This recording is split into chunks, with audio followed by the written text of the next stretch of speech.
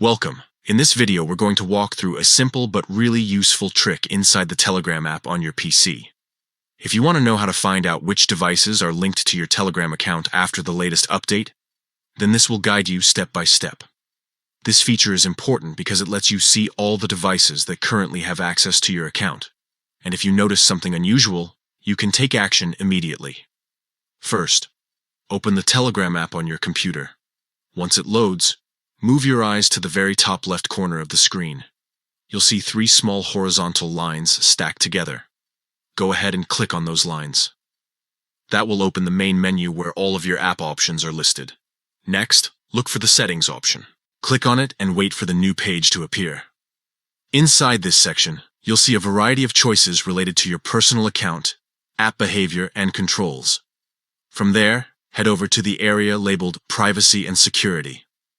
This is the place where Telegram groups all the important settings that protect your account. Now scroll down until you come across the option called Active Sessions. Click on it, and here is where the real magic happens. You'll see a list of every device that is currently logged into your Telegram account.